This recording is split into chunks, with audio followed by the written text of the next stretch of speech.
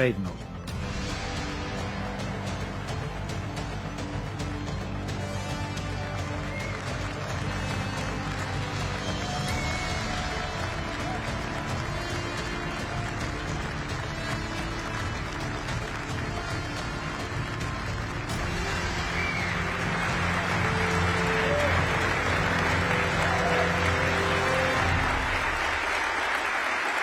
Thank you.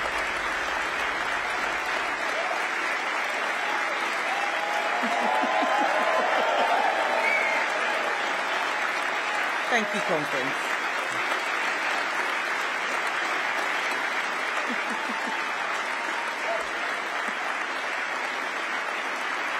Thank you.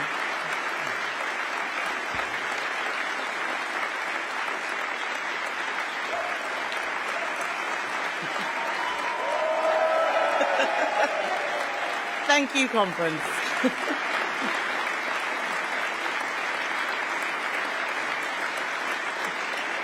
Thank you. Thank you, conference. Only the Conservative Party can deliver the stronger economy and stronger borders that will give people a more prosperous future. Every generation must face its test. In the 1940s, our test was to defeat fascism and ensure the victory of freedom. In the 1980s, it was to banish socialism and deliver prosperity. And in the 2020s, our test is to restore a strong economy, secure our borders, and rebuild Britain's strength so our children inherit a country that works.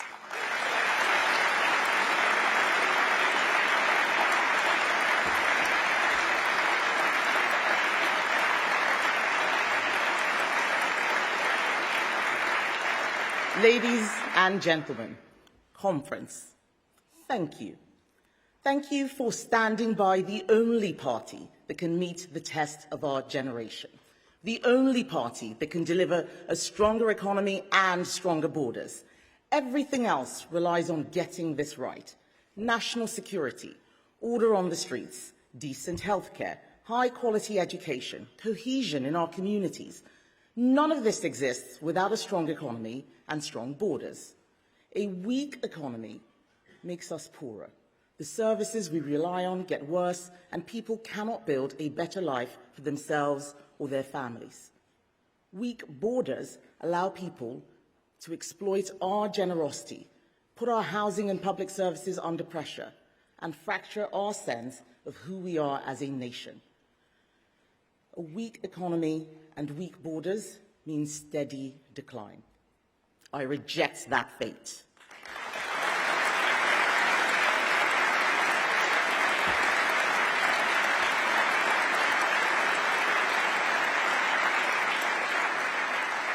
Together, we Conservatives will save Britain from that fate.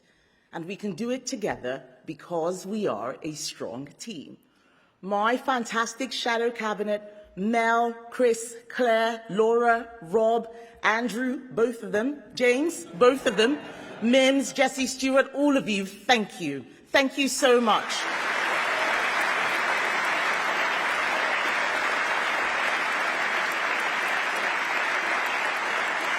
My front bench, experienced hands and rising stars, conference, we know our MPs and peers have more collective wisdom than the rest of Parliament put together.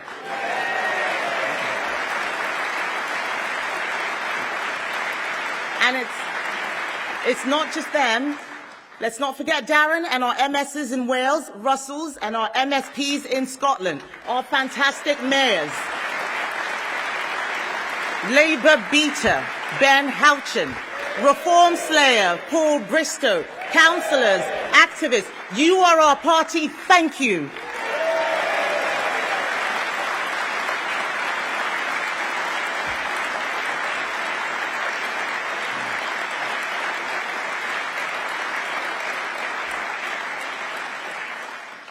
I joined our party as an activist 20 years ago. I was with you delivering leaflets, knocking on doors. I sat in this hall listening to speeches. I celebrated all our wins, and I felt the pain of every defeat. I cannot tell you now how honored, how privileged, and how proud I am to stand before you as leader of our party, leader of the Conservative Party, the only party that can meet the test of our generation. And you are more than just a political party to me. You have supported me, you have stood by me, you have enabled me to achieve more than I ever dreamed. You are my family, in many ways, quite literally. I married the deputy chairman of my association, and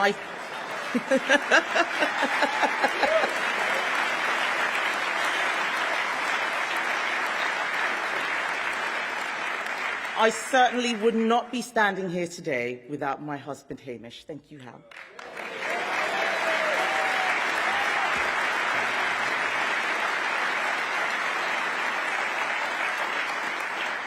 I love this party for what it has given me. But more than that, I love it because it has made life better for so many in our country and will do so again. Time and time again, guided by our values and our principles, we have steered this country through its darkest days. And today, we must be ready to do the same again. Because we are the only party that has the vision, the courage, and the competence to tear up a broken political model, deliver a new blueprint for our country, and together take Britain into an era of prosperity and security.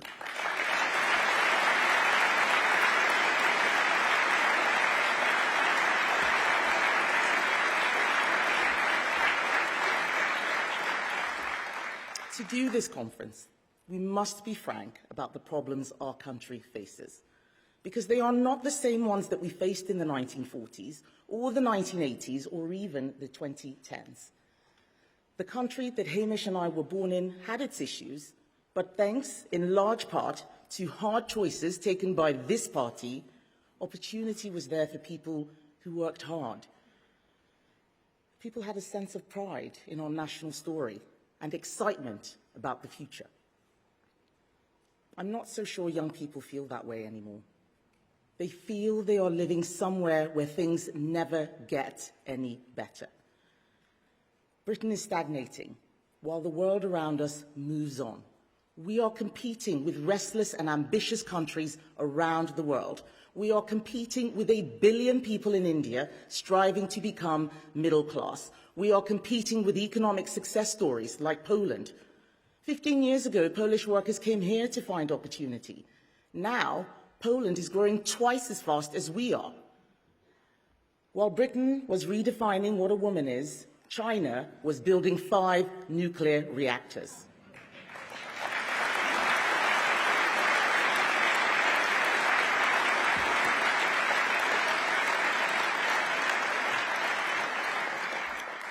People around the world are determined to lift their lives and their children's lives up to a standard that we have taken for granted.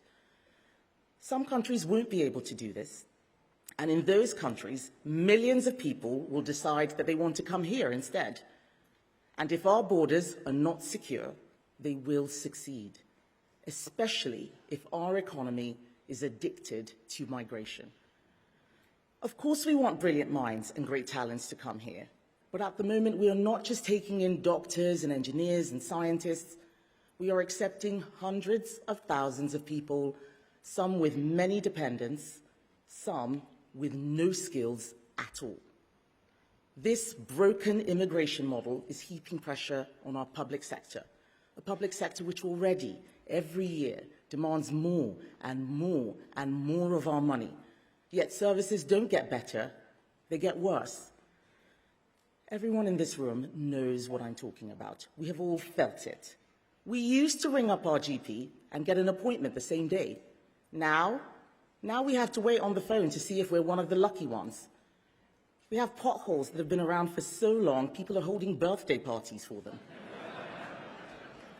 But underneath all of this is a society which is struggling to cope. struggling to cope with the reality of getting poorer, struggling to cope with the erosion of a sense of who we are as a country. We cannot drift our way into solving these problems. We know what drift looks like. It looks like allowing the trade unions to overturn years of progress in school standards. It looks like letting our veterans face vexatious prosecutions when we should be worrying about the strength of our military. Drift looks like Labour's one-in, one-out returns deal with France that ends up letting 100 people in for every one who leaves. Being timid will get us nowhere. We need bold ideas. We need a positive vision for this country and a plan to deliver it. We need a new approach that delivers a stronger economy and stronger borders. We owe that to our children.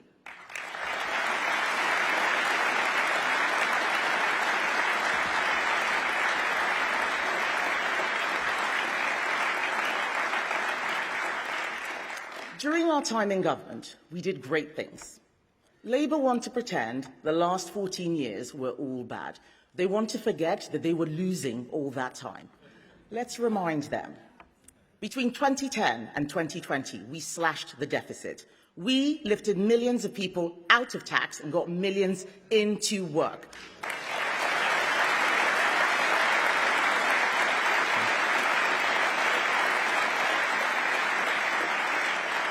We sent English schools soaring up the international league tables. We led the coalition against Russia's invasion of Ukraine.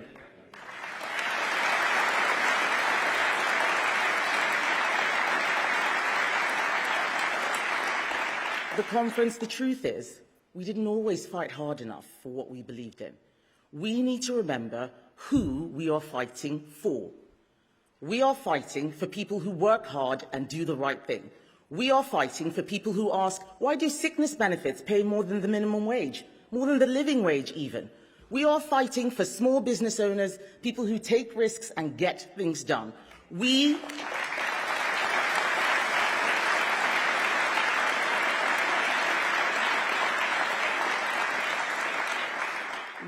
are fighting for the victims of crime. They want to know that we are on their side, that criminals will face the full force of the law. We are fighting for the farmers, putting food on our tables. These are our people, conference. They are the backbone of our country. We fought for them before, and we will fight for them again.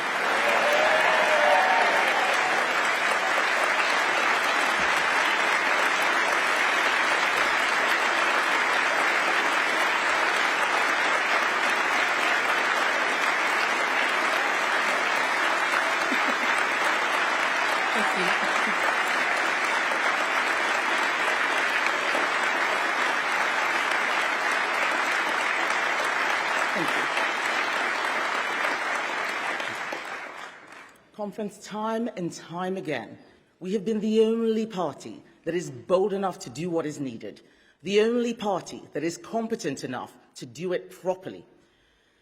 We were bold enough to create the modern police force, to introduce free state education for every child. We were radical enough to launch the right to buy, to free the workplace from the dead hand of the state, to give working men the vote, and better late than never, women too.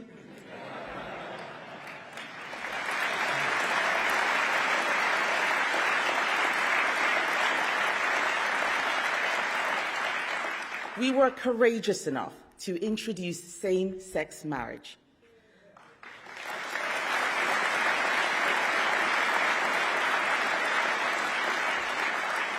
And, of course, we were brave enough to take Britain out of the European Union, honouring the biggest democratic mandate in our history.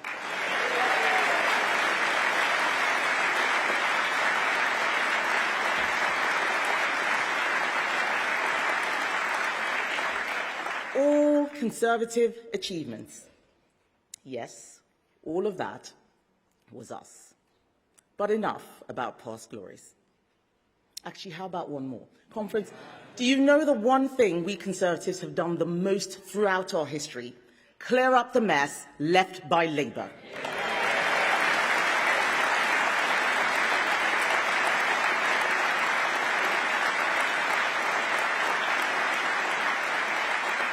And my goodness, they are making one hell of a mess.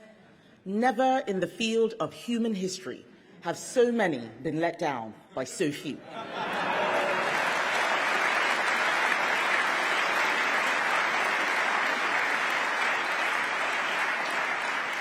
All they have delivered is a doom loop of higher taxes, weaker borders, and month after month of chaos. They had a plan to win, but no plan for power, no vision for Britain. They know how to make promises, but not how to deliver them. This year, the Prime Minister was asked to name his best moment in office. Do you know what he said? Walking into Downing Street. For once, I agree with him. It's been downhill all the way since.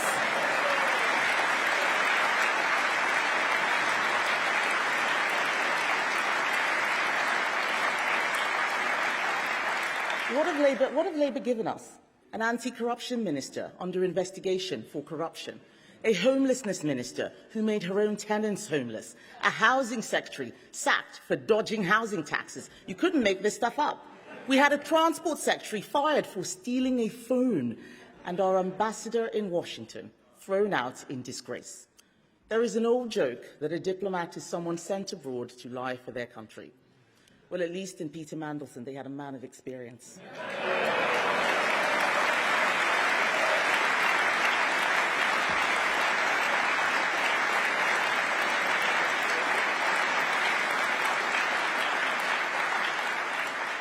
Just look at the spectacle we saw in Liverpool last week. Minister after minister failing to rule out the tax rises we all know are coming. The Mayor of Manchester touting his own manifesto for the country. But to be honest, I can't blame Andy Burnham for that one. Who doesn't want to get rid of this utterly useless, weak Prime Minister?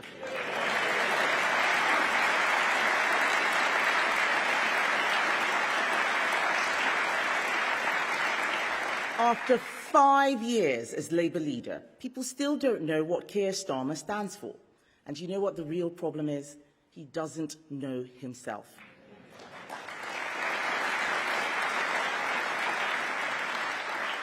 Today we learn that Labour deliberately collapsed the trial of 2 men accused of spying on MPs for China because the Prime Minister wants to suck up to Beijing. This is squalid. We have got the measure of them, conference. Just look at Shabana Mahmood, the new Home Secretary. She's trying to convince us that she's tough, right?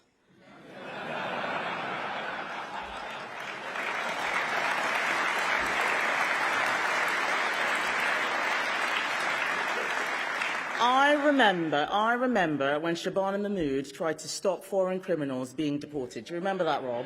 I remember when she lay down on the ground in front of a Sainsbury's protesting because they were selling food from Israel.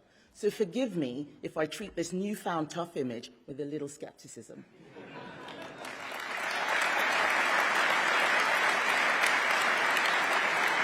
You remember.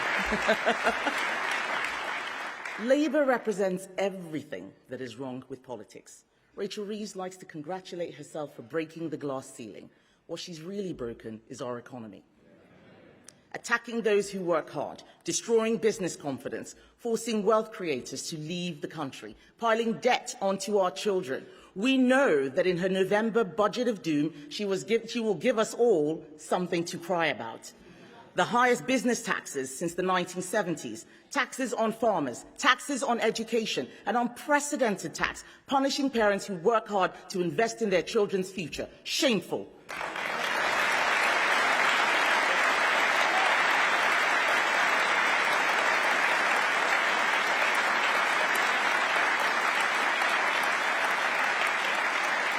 The tax burden is so high, it is making Britain poorer because business is giving up.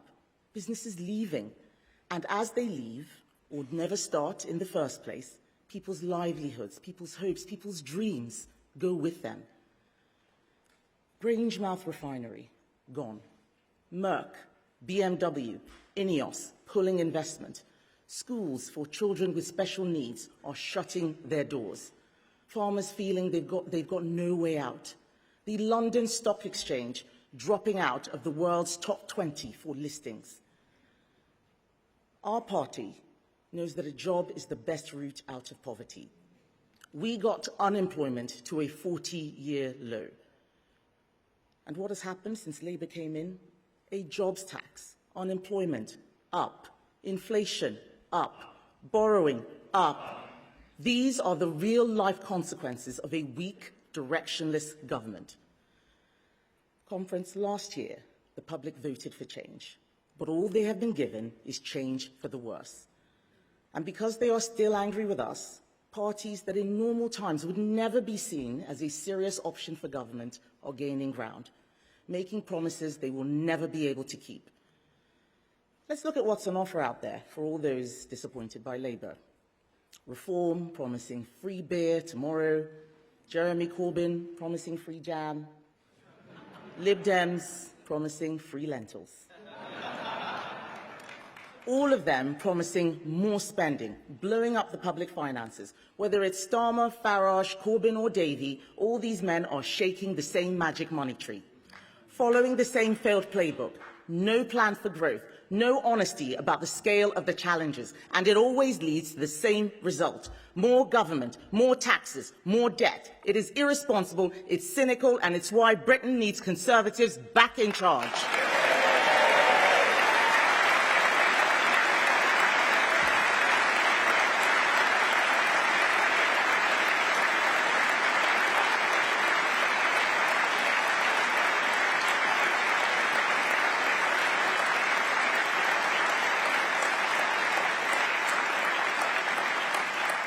But we can't beat them simply by attacking them. As George Bernard Shaw said, never wrestle with a pig. You both get dirty, and the pig likes it.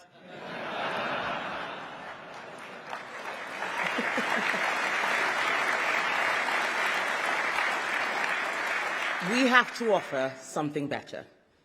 So what are we going to do? Conference, as you may have heard, I am an engineer.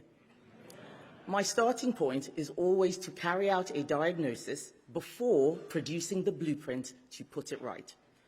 Since I became your leader, my shadow cabinet and I have analysed the problems facing the country. Our diagnosis is clear. Britain is being held back by a broken model. A model which says the government always knows best, that high immigration is always good for the economy, that Britain should apologise for its history rather than be proud of it. We lost because we accepted the status quo no more. When Margaret Thatcher was leader of the opposition, she said this: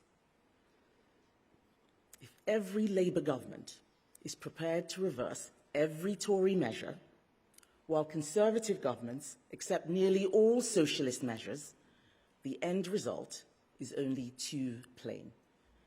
She was right. To fix our country, we must reverse Labour's measures.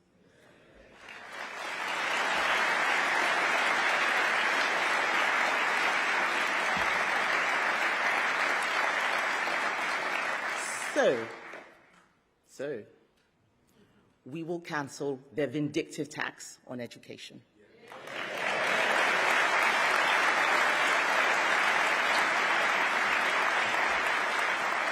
Vicky knows what's coming. We will scrap their tax on family farms. Andrew, we will scrap their tax on family businesses.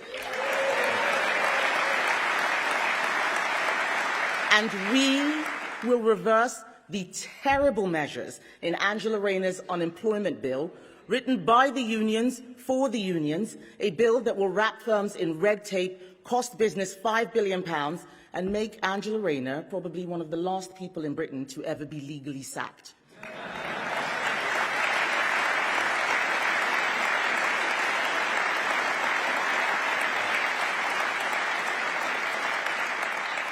The conference simply unwinding Labour's measures isn't enough. We are Conservatives, not anarchists. I am an engineer, not an arsonist. So together, thank you. So together, we are going to build something better. We are creating a blueprint for Britain, a new settlement based on Conservative values.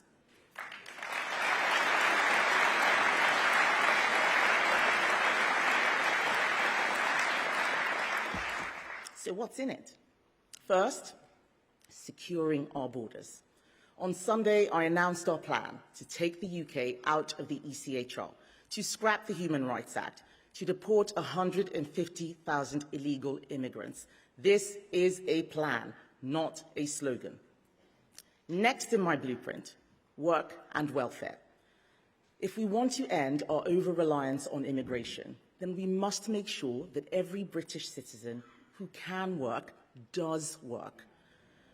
Right now, there are 6.5 million working-age adults claiming benefits instead of working. You heard me right, 6.5 million.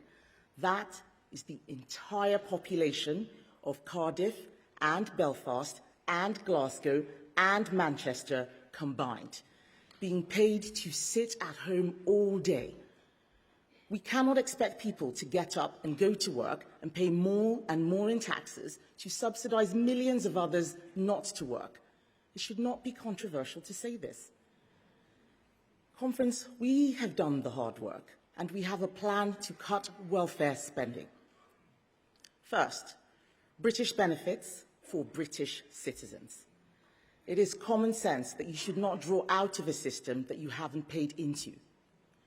Second, we will restrict benefits to those with the more severe mental health conditions, not anxiety or mild depression. Yes, these challenges are real and people should get support, but they cannot be treated as a reason for a lifetime off work. And third, we will restrict Motability vehicles to people with serious disabilities. Those cars are not for people with ADHD.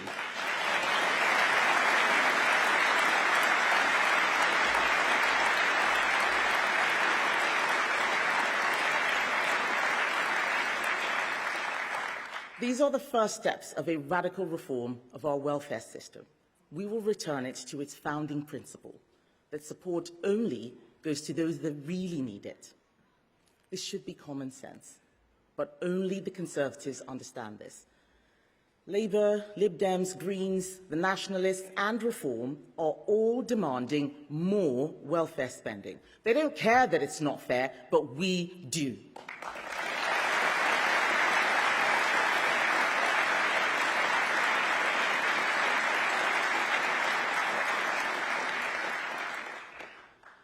After COVID, 2,000 people a day were being signed onto out-of-work sickness benefits. It is a national tragedy that in just 1 year of Labour, the latest figure has more than doubled. 5,000 new people are signing on each and every single day. Many are young people who are losing the chance to make something of themselves, never knowing what it's like to pay their own way. This isn't just about saving money, important though that is. It's far more than that. It is driven by our deep Conservative conviction that work is a good in itself.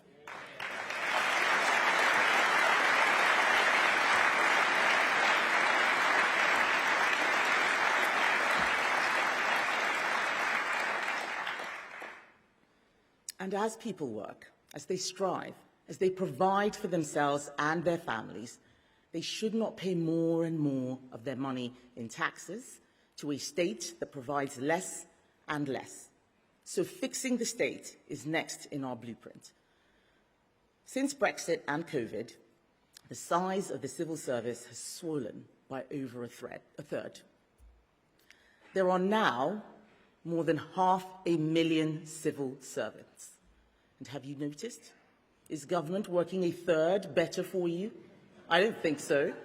So we are going to reverse this. We are going to cut the civil service back to where it was in 2016.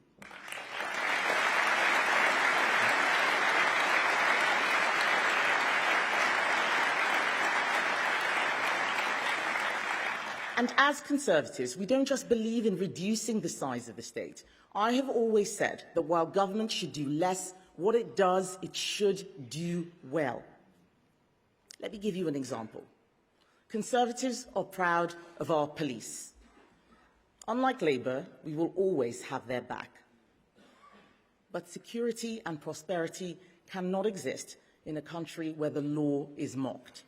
where crime is ignored, and where criminals laugh at justice. Right now, tens of thousands of police hours are wasted every year on non-crime hate incidents and form filling, officers chasing tweets instead of thieves. The shadow justice secretary is stopping more fare evaders than Transport for London. Thank you, Rob.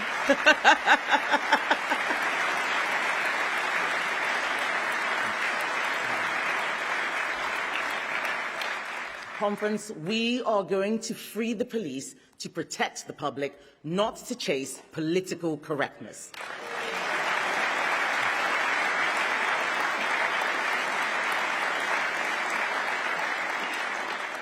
Right now, our police are spending 800,000 hours every single year waiting with mental health patients. 800,000 hours.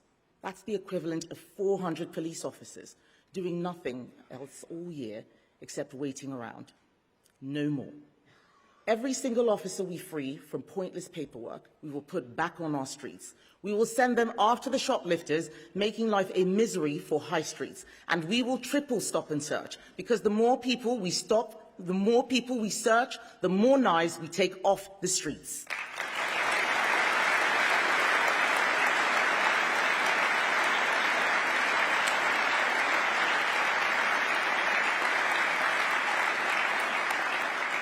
Across public services, we are developing similarly detailed plans to make things work better. In the NHS, industrial action has kept waiting lists high for far too long. Enough is enough. We will ban doctors from going on strike.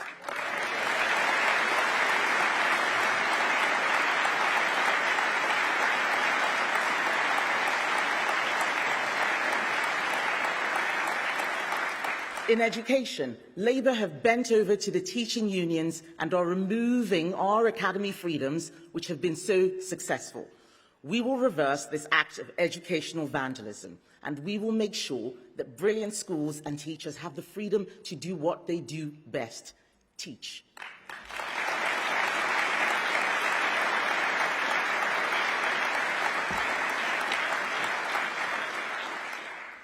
Because education should be how people change their lives.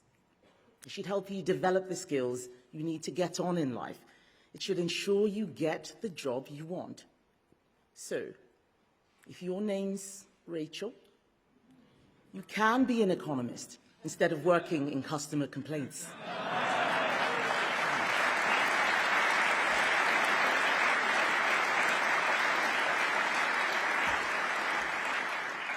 And speaking of customer complaints, let's talk about university. Every year, thousands of young people go off to university, but leave with crippling debt and no real prospects. Nearly 1 in 3 graduates see no economic return. And every year, taxpayers write off over £7 billion in unpaid student loans. Wasted money, wasted talent. That's every year.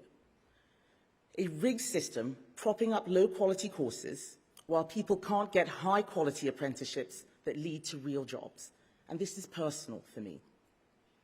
I did 2 degrees, one in engineering, one in law. But I also had an apprenticeship first. And while I can't remember how to do parallel integration, I can remember how to fix a broken computer, which I learned to do during my apprenticeship. I was working with adults, I was paying my own way, and it gave an 18-year-old me a self-confidence that my university degrees never did. And unlike my degrees, I wasn't left with any debt.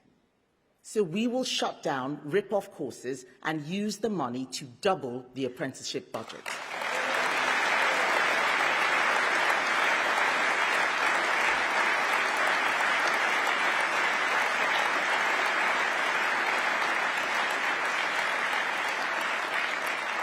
We'll be giving thousands more young people the chance of a proper start in life, just like I had. Which brings me, conference, to the most important task that we will face and the centerpiece of our blueprint. The reason why the Conservative Party is the only party in Britain who can be trusted to meet the test of our generation is that none of this works without a strong economy. Securing our borders, getting people into work, policing our streets, defending the nation, none of it is possible without the money to pay for it. And we are the only party with a plan to get our economy back on track. It starts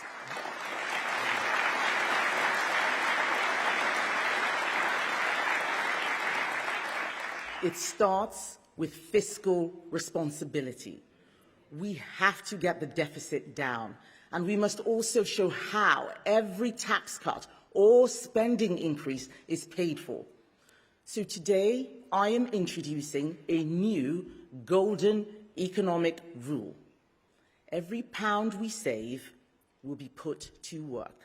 At least half will go towards cutting the deficit, because living within our means is our first priority.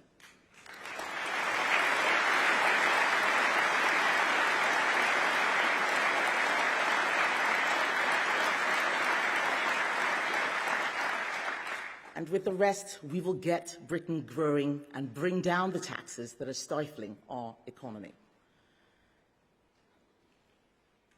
Over the next decade, Rachel Reeves is going to double the deficit with her borrowing and tax doom loop. She is stealing from our children and grandchildren, and Conservatives will put an end to it.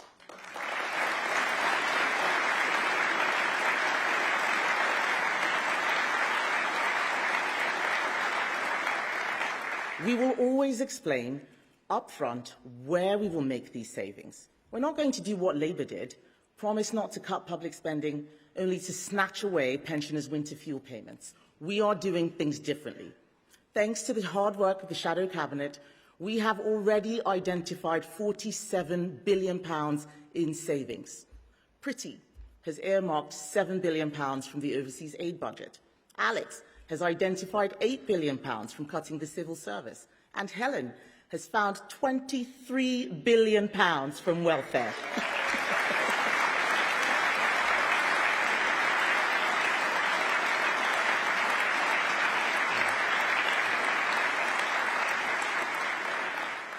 Under our golden rule, half of those savings will go towards reducing Labour's deficit. With the rest, we are going to unleash our economy. That's the Conservative way. Responsibility today, opportunity tomorrow.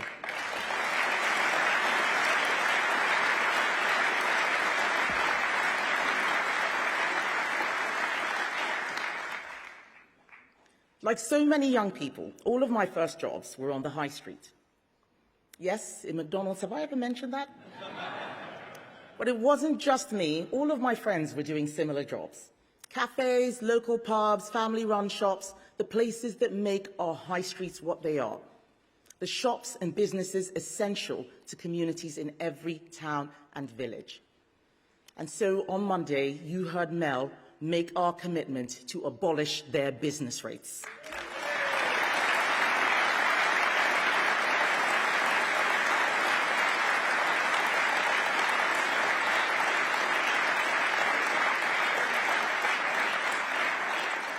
So whether you're a councillor, a mayoral candidate, campaigner, I want you to go out there and spread the word that the Conservatives are bringing back the high street.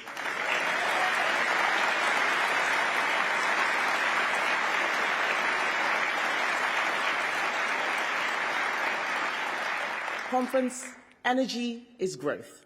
It always has been, and it always will be. Countries with cheap energy grow faster. Countries with expensive energy decline. Right now, we pay 4 times what industry in the US does for electricity.